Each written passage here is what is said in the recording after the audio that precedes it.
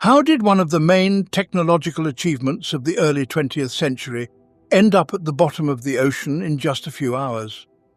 Where did the 1,000 bodies of passengers go, none of whom have been found in the last 100 years?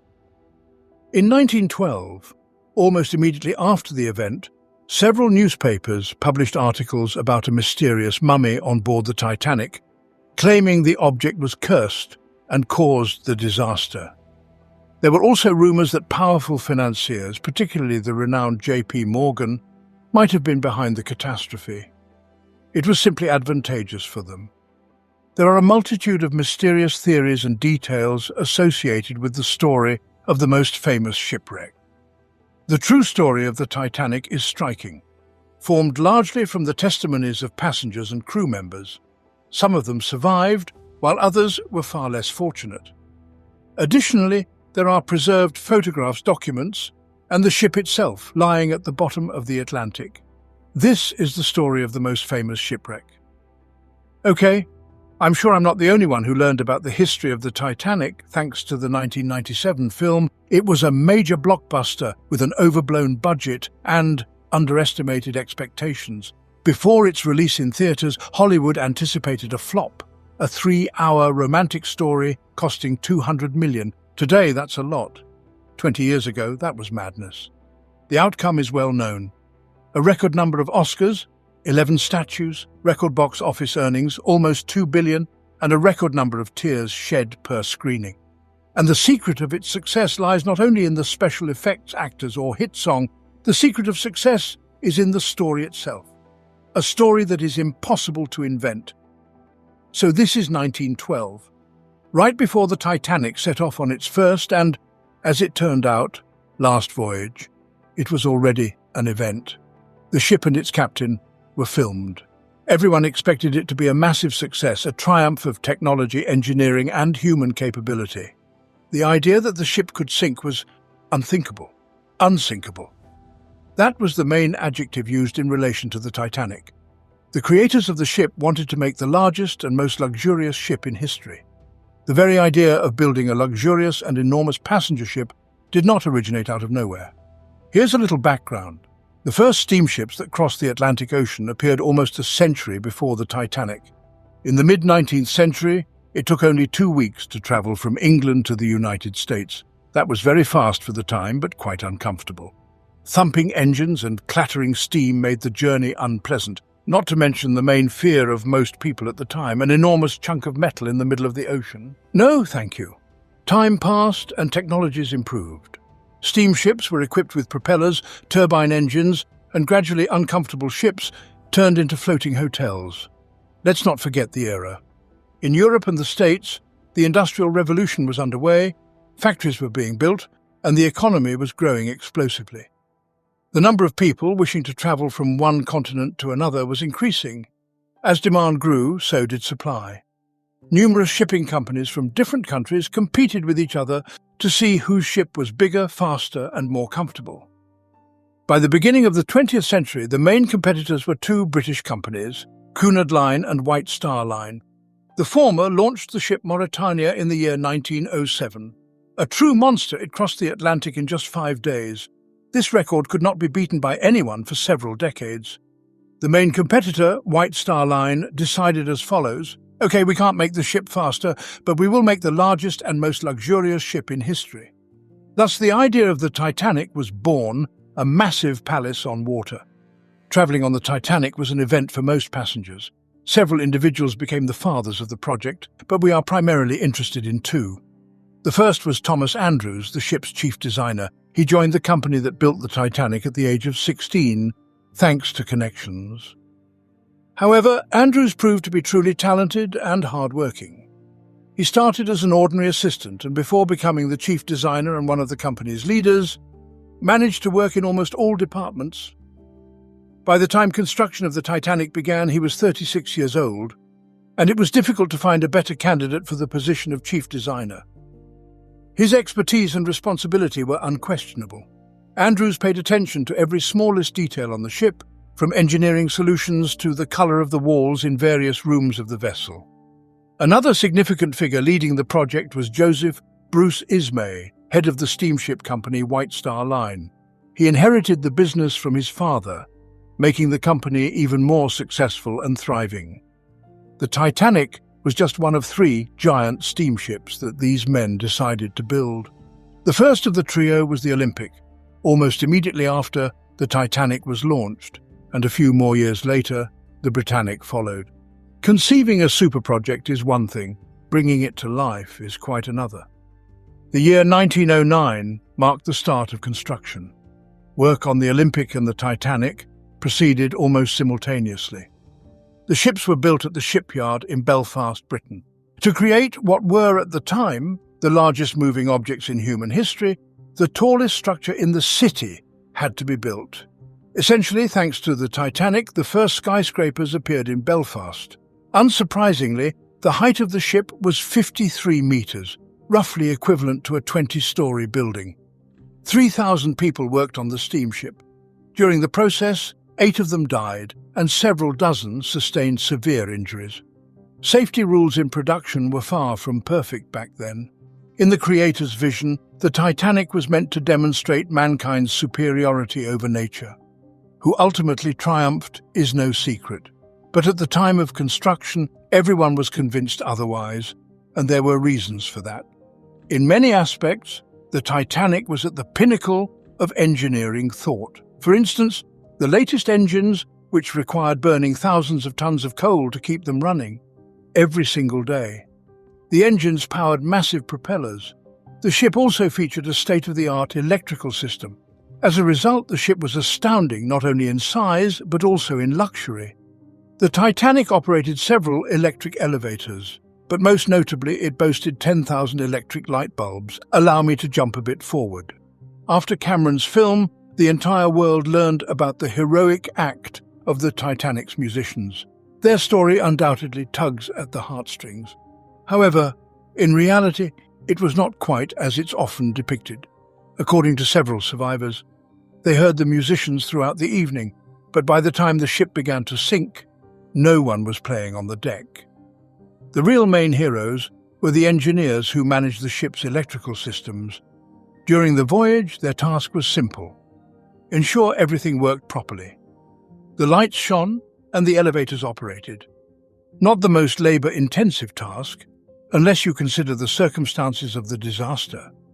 The Titanic began sinking at night, surrounded by the ocean and utter darkness. It immediately became clear that light was the most crucial aspect for saving lives. Evacuation would be impossible without it. The engineers locked themselves in the room containing the equipment and continued to maintain the ship's electricity. It was immediately understood that this was a fatal mission. The lights on the Titanic shone for as long as possible. None of the engineers survived. But let's go back to a time when this turn of events could only be imagined by someone with a very rich imagination. The Titanic was dubbed unsinkable also because it was very sturdy, in the literal sense. Not only the ship's hull, but also the upper deck were made from an exceptionally thick layer of iron. Other ships of that era reinforced only the hull, not the deck. The ship itself was divided by bulkheads into 16 compartments. Each of these bulkheads could be quickly sealed from the control center. This meant that even if a breach occurred, water would fill one or several compartments. The flooded sections would be blocked, thus keeping the ship afloat. Another argument in favor of the ship's unsinkability was the crew. The White Star Line hired some of the most experienced officers, led by Captain Edward Smith. Out of his 62 years, 30 were spent on the ships of the White Star Line. He was entrusted with the maiden voyage of all the company's new ships. He transitioned to the Titanic from the recently launched Olympic. Smith looked the part of a big ship's captain, and indeed was one. The creators aimed to build the largest, safest and most luxurious ship in history. Well, they surpassed even their own expectations. It became apparent that the Titanic could sink only at the moment it actually did, not before. April 10th, 1912, was a genuine celebration for the British city of Southampton. The Titanic set sail from the local port on its maiden voyage. Its final destination was to be New York. The only slight damper on the festive mood was one fact: there wasn't a sellout. Only half the tickets for the most luxurious ship in history were sold. It wasn't the Titanic's fault, but rather that of the coal miners. In the spring of the year 1912, they were on strike. The large steamship consumed more than 1,000 tons of coal from the rear and therefore depended directly on the availability of this fuel material. Many ships postponed their departure dates due to problems with coal delivery, but the Titanic sailed on schedule. However, the commotion surrounding the strike scared off potential clients. Many decided to wait until the situation settled. As a result, there were just over 2,000 people aboard the Titanic, almost half of whom were the ship's crew. If all the tickets had been sold, the number of passengers would have been 1,000 more. More precisely, there would have been 1,000 more fatalities. Okay, I've already said enough about why the Titanic was impressive from a technical standpoint. It's clear that most passengers were not interested in engineering details. What truly interested them was the unprecedented luxury of the ship. The Titanic was not just luxury, it was super luxury. Not only for first-class passengers, but also for those in third class. Now is the perfect time to learn who was travelling on the Titanic, how much it cost them, and what they were getting in return. If you cut the ship across, you could see several levels, namely 7, excluding the upper deck. The levels were labelled with letters from A to G, the higher the more expensive. These levels contained everything, and possibly more than required for a week's voyage. The Titanic was not just a hotel on water, but rather an entire city. The luxurious interiors were designed in French style, and on board were restaurants, libraries, a gymnasium, a swimming pool, a Turkish bath, and even a squash court, something akin to a large tennis court. Much of this was on a maritime vessel for the first time in history. Overall, when reading the descriptions of the services on the Titanic, it gives the impression of a modern cruise liner rather than a ship from a century ago. Naturally, the maximum level of service on the Titanic was received by first-class passengers, and on one hand, one could say the Titanic was a miniature version of social stratification, with lavish rooms and facilities for wealthy passengers located closer to the upper decks and farther from the lower sections with boilers and engines. On the other hand, those travelling in third class were not very poor. The ticket was quite expensive, and the amenities they received in return would impress anyone even today. So, let's take a little tour of the Titanic, starting with first class. Access to this class was granted to passengers who paid for a ticket ranging from £30 to £870, translating to modern money as $5,000 to $130,000. Such sums could only be afforded by the upper echelons of society. On the Titanic, this social group was mainly represented by Americans and, to a lesser extent, Europeans, owners of factories, newspapers, steamships, famous writers, actors, and athletes. A typical representative of first class was Edith Rosenbaum. She was 33, and although Edith came from a carefree family, she managed to build an independent and successful career in the burgeoning fashion industry. She was returning to America after a business trip to Paris. On the night of the disaster, when the full extent of the tragedy was not yet understood, but the evacuation had already begun, Edith secured all the lockers in her cabin so that no one would take anything. With a dozen keys and a toy pig, she was placed in one of the lifeboats. Half a century later, she would give more than one interview about the events on the Titanic. In her hands, she would hold the very same toy. But let us return to the last days before the tragedy. Edith Rosenbaum and another 300 first-class passengers, for the fabulous sums they paid, received the following. Firstly, luxurious cabins. The interiors were furnished with expensive furniture. There was a heater, a hairdryer, and even a telephone. Without messengers and apps, but with the ability to call any cabin on the ship. In the most expensive first-class suites, there was a bathroom, while the less costly ones had a sink and shared a bathroom with several other cabins. The food matched the passengers' status. Several cafes, restaurants, and dining rooms were available for first-class passengers. Caviar, oysters, and other delicacies were standard items on the extensive menu.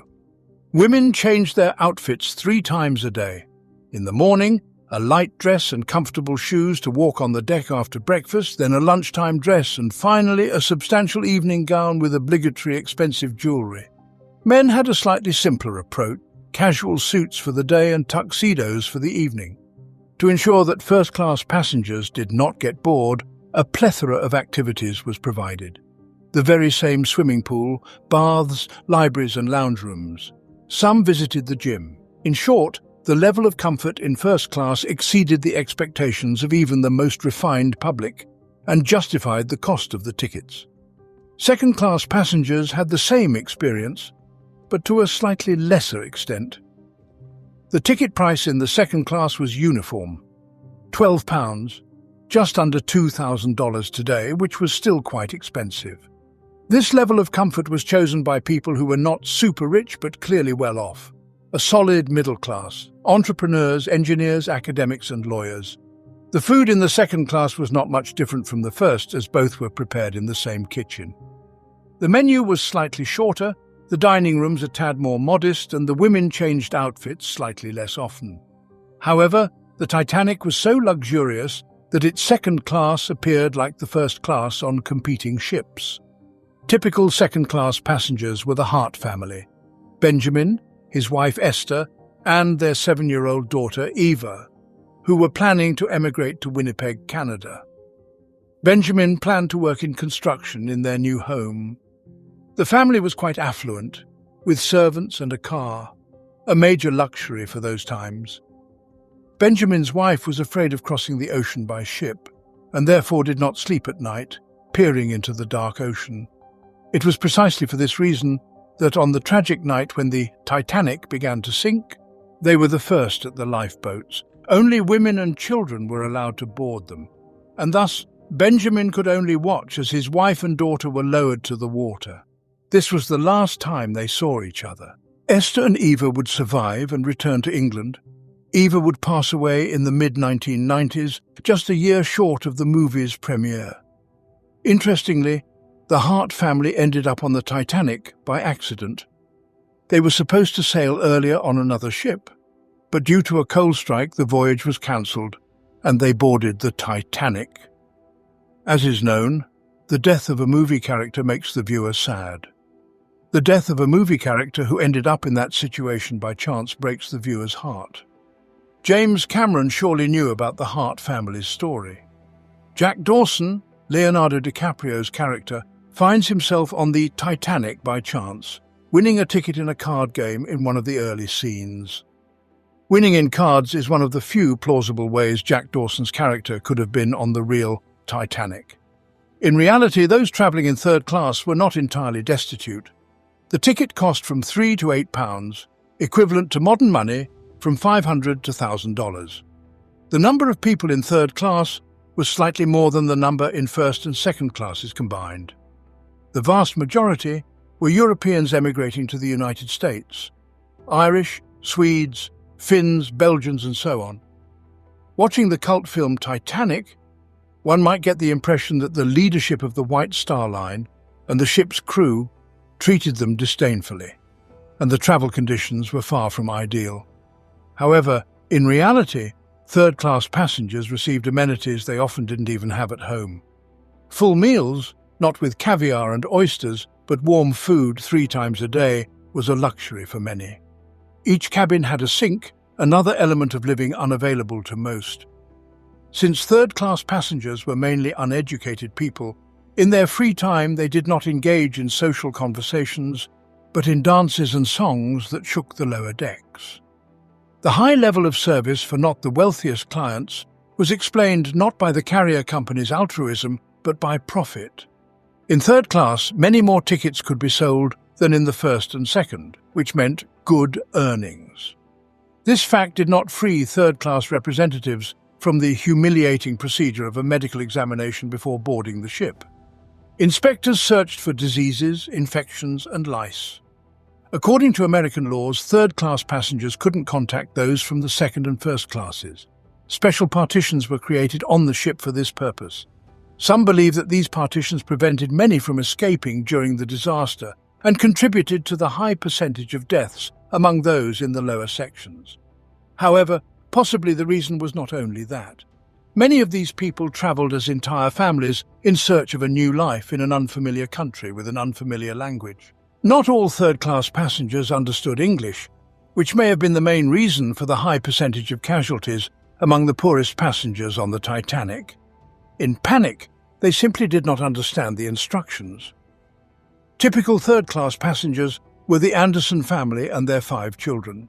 Farmers from Sweden, they were planning to relocate to Canada. When the disaster struck, none of them survived.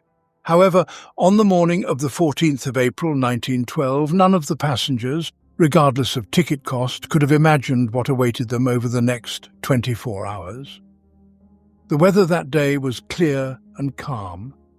By that time, the Titanic had been at sea for several days, each one much like the previous. Despite the open decks and beautiful views, most passengers spent their time indoors. In April, it is cold in the northern part of the Atlantic. The first reports of icebergs and ice were received by the Titanic's telegraph operator as early as midday on the 14th of April. These reports were transmitted by ships that had taken the same route but earlier. None of these warnings were taken seriously. First, because the ship was large and reliable, and second, there was a lookout on board, and upon sighting an iceberg, an advance maneuver could be executed. Due to the presence of educated and renowned individuals in first class, most of what we know about the events on the Titanic comes from their accounts. After 7 in the evening, there was a traditional entertainment for the first-class passengers. On that day, several high-status passengers hosted a formal dinner. It was a pleasant, friendly atmosphere. We all enjoyed life, recalled one of the Titanic passengers about the last evening on the ship. After dinner, ladies and gentlemen enjoyed each other's company, drank coffee and conversed. Many retired to a special room to smoke cigars, which was reserved for men only. It was not deemed appropriate for women of the time to harm their health in that manner. A couple of hours before midnight, the Titanic's telegraph operator received several more reports of ice sightings. But the operator was clearly preoccupied at that moment, busy sending passengers' telegrams to other ships, a sort of early chat of the time, a super cool technology, but messages could be sent only to nearby ships, not to the mainland. Meanwhile, the air temperature outside had dropped to 0, and the ocean water temperature was about the same. Some passengers recalled never having seen water so smooth as it was that night. This was one of the reasons why the lookout sailors noticed the approaching iceberg too late. Water ripples would have made it more visible. And here it is appropriate to take a small pause. In the history of the Titanic's collision with the iceberg, all attention is typically focused on the ship's story, but not on the giant ice mass. Unlike the ship, which was brand new, the unfortunate iceberg was over 1,000 years old. Throughout these years, the snow that fell on the western coast of Greenland compressed into solid material. Approximately 1 year before the maiden voyage of the Titanic, a portion of this mass broke off, and a massive piece began drifting across the Atlantic. If not for the encounter with the Titanic, the iceberg would have quietly continued its journey and would have melted away into the ocean waters by the end of the year 1912. However, fate had its own plans. Generally, the location where the collision occurred is known as Iceberg Alley. Nearly all the icebergs there break off from nearby Greenland. Yet in that particular year, the number of icebergs in the area was significantly higher due to the abnormally high temperatures in the preceding years. The fateful encounter between the giant ice mass and the ship occurred on the 14th of April at 11:30 at night. It was then that the crew reported to Captain Smith that an iceberg was in the path of the Titanic. In the last moment, the ship attempted to turn, and at first it seemed to have avoided the collision. However, the iceberg still grazed the vessel and scraped the lower part of the ship, which was submerged underwater.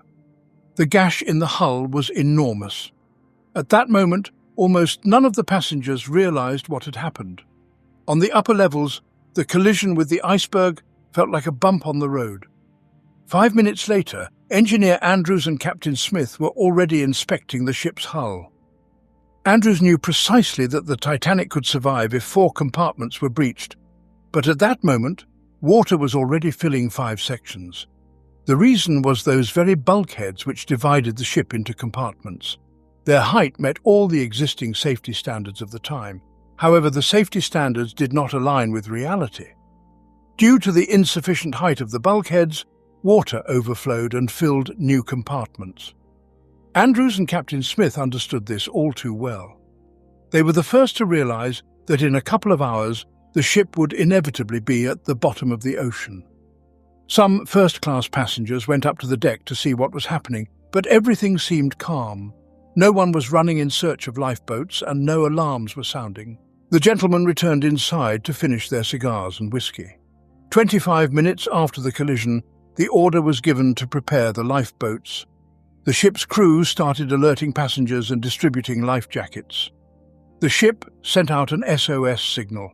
Incidentally, the Titanic was one of the first ships in history to use the recently devised universal distress signal in practice. The first lifeboats with people were lowered into the water almost an hour after the collision. Around that time, a distress flare was launched into the air. Only then did many of the passengers truly realize that something terrible was happening. The vast majority of those who found themselves near the lifeboats were first-class passengers. Firstly, the lifeboats were simply closer to them, being located on the very top level. Secondly, each first-class cabin had a designated steward who could quickly inform them about the evacuation. Some third-class passengers, on the contrary, awoke in the middle of the night knee-deep in water. This concerned those cabins located on the lower decks at the front of the ship. Less than an hour and a half after the collision at the beginning of the second hour of the night, there was already a crush at the lifeboats. Many passengers were hesitant to move to the lifeboats. It is quite understandable. The ship was still confidently afloat, the lights were on, and musicians were playing in one of the rooms. Passengers were required to climb into a small boat and descend from a height of a 15-story building to the dark, cold ocean. Many believed that staying on the large and comfortable ship, which seemed not to be sinking anywhere yet, was the wiser choice. That is why the first lifeboats to be launched into the water were half empty. The loading into the boats occurred simultaneously on both sides of the ship. On one of them, an officer in charge of the launch, seeing the half-empty boats, allowed men to board, even though it had been decided to evacuate women and children first. In fact, this women and children first rule wasn't officially formalized. One of the Titanic's officers later recalled at a hearing that it was more of an obvious moral choice. It was only when people from the second and third classes began rushing to the main deck that real panic began. By then, it was approximately 1:30 in the morning. There weren't enough spots for everyone in the lifeboats. Some passengers tried to seize the boats, and the officer had to fire a warning shot into the air. Some first-class passengers attempted to bribe the officers supervising the loading, while others jumped into the boats without permission. Some of those unable to get to the lifeboats jumped into the water, whose temperature by that time had already dropped below 0 degrees. Meanwhile, the bow of the ship was gradually leaning forward. Titanic's sister ship, the Olympic, was in the ocean at that moment, 700 kilometers away. The telegraph operator on the ship did not fully understand what was happening. In response to the request for help, the Olympic's telegraphist asked, "Are you moving south?" To which his colleague from the Titanic replied, "We are putting children and women into the boats." At 2 o'clock in the morning, Captain Smith entered the telegraph room. By that time, they had been reaching out for help to all ships nearby. The captain's order was brief. "Gentlemen, you have done your duty to the best of your abilities. You may be free, every man for himself now." At 2:15, the bow of the ship tilted so much that it began to be submerged by water. The stern noticeably rose. In the next 5 minutes, the most terrifying events occurred. The bow of the ship continued to plunge underwater. At one moment, all the lights on the Titanic went out. Then the vessel tilted so far that it was almost perpendicular to the water. For a second, it seemed to sway back, but only briefly. At that moment, the Titanic split in half. After that, the bow section, followed by the stern, abruptly disappeared beneath the waves. At some point, a deathly silence fell. Nearby, there were 20 lifeboats with passengers from the Titanic. A moment later, the silence was replaced by the roar, cries and screams of people in the water. Of all the 20 lifeboats, only one returned to pick people up from the water. All the others were afraid that the crowd would climb onto the boats and capsize them. The vessel that responded to the distress call, called the Carpathia, arrived at the wreck site at 4 a.m. By 8 o'clock, the last of the 700 survivors was brought aboard. More than 1,500 people remained in the water. Most Titanic passengers did not die from drowning or injuries sustained in the wreck. The main cause of death was hypothermia, severe cooling of the body when a person's body ceases to function. Let me remind you, the water temperature that day was below zero. The scene of the Titanic's sinking is shown fairly accurately in the legendary film. James Cameron descended to the depths to the sunken ship numerous times and created computer simulations of the event. What the film does not show is a large number of real people's stories. I will tell you only a few of them. The 2 hours that the ship was sinking became a manifestation of absolute bravery and undeniable cowardice. In the concluding part of the film Titanic, there is a small episode with an elderly couple. It's more a couple of seconds than an episode. A man and a woman lie in bed, which gradually goes underwater. The model for these people was most likely Isidor and Ida Strauss. Isidor was a major entrepreneur and one of the owners of the famous Macy's department store chain. They were among the first to be near the lifeboats, but on that side of the ship where only women and children were being loaded. Ida flatly refused to get into a lifeboat without her husband. According to eyewitnesses, she told Isidor, "We have lived together for many years and I will always go with you." Both of them would go down with the ship. The wealthiest passenger on the Titanic was John Jacob Astor IV, an American heir to a vast financial empire, by today's standards a multi-billionaire. When he boarded the Titanic, he was 47 years old. A few years before, he had scandalously divorced after 18 years of marriage and then equally scandalously married the 18-year-old Madeleine Talmage. After a long honeymoon, they were returning to America. Madeleine was pregnant. Like the Strauss couple, Astor and his wife were among the first at the lifeboats. Moreover, on the side where the officer was allowing both men and women, John, feeling safer on the ship, decided to wait. When it became clear an hour later that the ship was sinking, he and his wife were already on the other side of the deck. The officer refused to let John pass, and only Madeleine Talmage got into the lifeboat. Astor told his wife that the ocean was very calm, and he would see her in the morning. That did not happen. Within 1 year, Madeleine Talmage became a wife, widow, and heiress to a vast fortune. It was later that she learned Astor had made one of the conditions of his will the stipulation that she could not remarry. Madeleine was a wealthy widow for 4 years before she left everything behind to marry again. After several unsuccessful marriages and divorces, she died either from an overdose or a heart attack at the age of 47. That was the same age at which her husband, John Jacob Astor, perished on the Titanic. Margaret Brown, or as her friends called her, the unsinkable Molly Brown, was a representative of the so-called new money. Her husband amassed a great fortune from gold mining in Colorado. In her lifeboat, she was the only one who demanded that the officer return to pick up survivors from the water. However, the officer refused, fearing that panic would capsize the boat. Margaret survived. In Cameron's film, Molly Brown became the prototype for a vibrant supporting character. The ship's designer Thomas Andrews and Captain Edward Smith would go down with the ship, bravely acknowledging their responsibility for the incident. However, not all the ship's leaders acted similarly. The main antagonist of the Titanic was Joseph Bruce Ismay, director of the White Star Line Company. Many newspapers called him the principal culprit of the disaster. The society needed a villain, and Joseph Ismay fit this role perfectly. However, Ismay's primary fault was that he survived as a man. As I mentioned earlier, there was no such rule as women go ahead.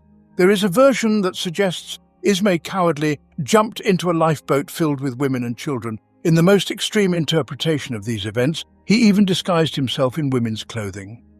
But this is a myth.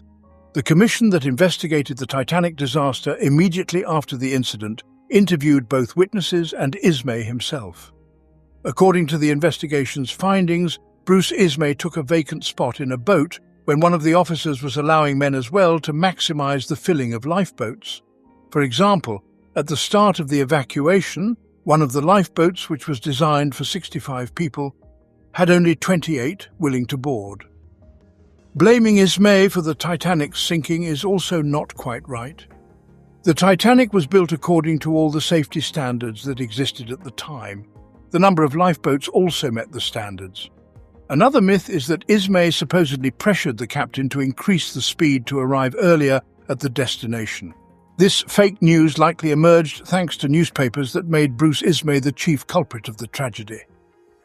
As I said before, the Titanic was never intended to focus on speed. Moreover, there is an official letter from the White Star Line to Captain Smith, reminding him not to compete in speed with other ships. Nevertheless, all this did not help the director of White Star Line avoid public censure and shame. After the catastrophe, Ismay withdrew from business, returned to England, and lived a quiet life. According to those close to him, it was forbidden to even mention the Titanic in his presence.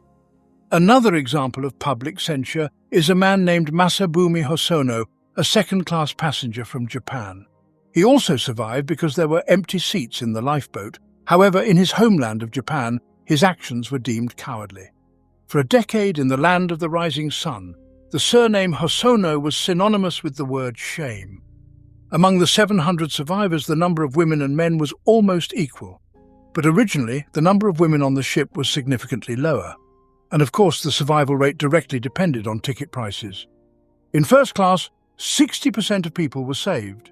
In second class, 40%, and in third class, slightly more than 20%. As you remember, the higher the class of a passenger, the higher located were their cabins, and all the lifeboats were on the upper deck. Regardless of gender, many of those who survived faced what is known as survivor's syndrome.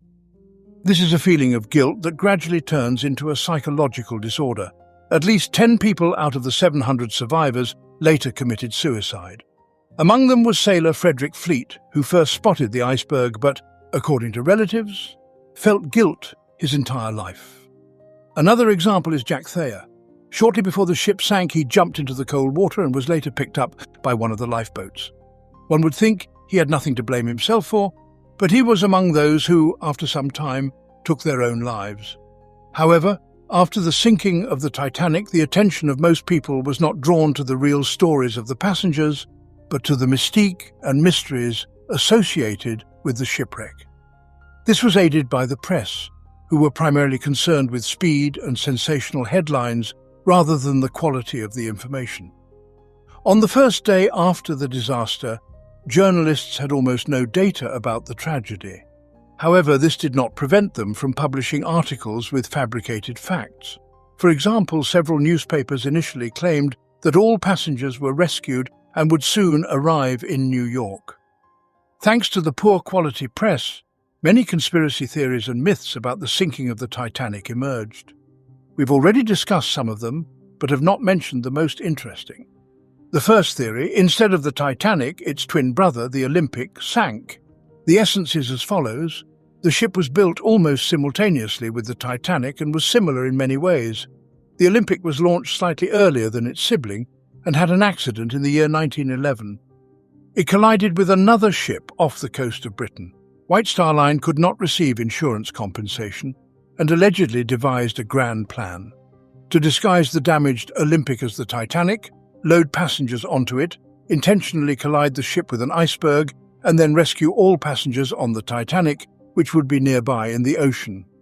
Supposedly, the plan failed because the captain collided with the iceberg too early, and the Titanic was unable to save anyone. This theory has zero evidence, yet plenty of refutations. The Olympic and Titanic, though similar, had many differences that were visible to the divers who discovered the ship 70 years later at the bottom of the Atlantic. Moreover, during the dismantling of the Olympic in the 30s, every part bore the serial number 400. The parts of the Titanic had the number 401. Conspiracy theory number 2. The disaster was orchestrated by the influential American financier John Pierpont Morgan. The influence of this man can be judged by the number of conspiracy theories involving him. For example, there were versions that he was behind the theft of the Mona Lisa from the Louvre in the year 1911. Morgan needed the sinking of the Titanic for this reason. He was a great supporter of the establishment of the Federal Reserve Bank in the United States. And such gentlemen as Isidor Straus, John Jacob Astor, and Benjamin Guggenheim were opposed. All three, wealthy and influential Americans, perished on the Titanic. Moreover, Morgan himself was supposed to sail on the Titanic, but changed his plans at the last moment. In this story, all the components of a classic conspiracy are present: an influential and obscenely wealthy man, a very cunning, malicious plan, and a large number of collateral losses. Whether there has appeared in the last 100 years even a single witness or accomplice of this plan is a rhetorical question. Conspiracy theory number 3. Titanic's demise was caused by a cursed mummy. It all began in the mid-19th century when a few Englishmen found a mummy of an ancient priestess in Egypt. More precisely, not quite the mummy itself, but merely the lid of her sarcophagus. After some time, all three allegedly died under mysterious circumstances. The lid continued to pass from hand to hand, bringing misfortune, until it ended up in the British Museum at the end of the century. It was around that time that rumours of a mummy's curse began to spread. Gradually the rumours reached their climax, with ever more astonishing details. At that time, people were actively fascinated by spiritualism and the supernatural. Among the supporters of the cursed mummy theory was even Arthur Conan Doyle, the author of Sherlock Holmes. It's interesting to speculate what his fictional character would have said about this. In short, according to the theory, the mummy ended up on the Titanic because the British Museum decided to get rid of the cursed item, sold it to an American businessman, and was thus transporting it across the ocean. One fact destroys this intriguing story. Almost 100 years from the end of the 19th century, the mummy was not removed from the British Museum. Moreover, it still remains there on display. What has further fueled myths and conspiracy theories over the last century is the unknown location of the ship after the wreck. The discovery of the ship at the bottom of the Atlantic was only achieved in the year 1985. Prior to that, the necessary equipment did not exist. Divers managed to find remnants of furniture, dishes, and even the passengers' shoes, but no human remains. The question remains, where did they go? The answer contains nothing mysterious. After the disaster, there were several rescue ships which found in total just over 300 bodies. Another 1,000 were reported missing. Those who were inside the Titanic literally dissolved. At such depths, a human body decomposes to the point of complete disappearance in just a few years. To speak of human bodies, even the ship itself is likely to vanish within this century. Currents and bacteria are destroying the Titanic, so some of the ship's mysteries will be carried away forever. However, the sinking of the Titanic perhaps saved the lives of thousands of people around the world. The causes and circumstances of the disaster were investigated by authorities from 2 countries, Britain and America, as the companies from these 2 nations owned the ship. It was after the catastrophe that many safety regulations, which are now standard, were revised. The number of lifeboats was calculated based on the number of passengers, rather than the weight of the ship. In the regions of the Atlantic where icebergs are encountered, ships were required to reduce speed, and a special patrol was established to monitor the position of icebergs. Watertight doors were mandated to be installed throughout the full height of the vessel up to the upper deck. Predicting these and other details in advance to prevent the tragedy was, of course, impossible, as most of the safety regulations we have today arose in response to this or that disaster. When reading the detailed chronicle of events on the Titanic, it is interesting to note the reaction of people in those very 2 hours from the collision with the iceberg to the ship's descent into the water. Most people had no understanding of how to behave in an extreme situation, but they can be understood, as no specific safety briefing was conducted for passengers. Many people on the Titanic were lost precisely due to the absence of important safety measures and the lack of knowledge of even the rules that did exist. Sometimes it is not superfluous to refresh one's memory on fire safety rules, listen to the stewardess's briefing before takeoff, and pay attention to the emergency exit signs in the corridor. Just in case, and as a mark of respect for many safety measures, someone once gave their lives.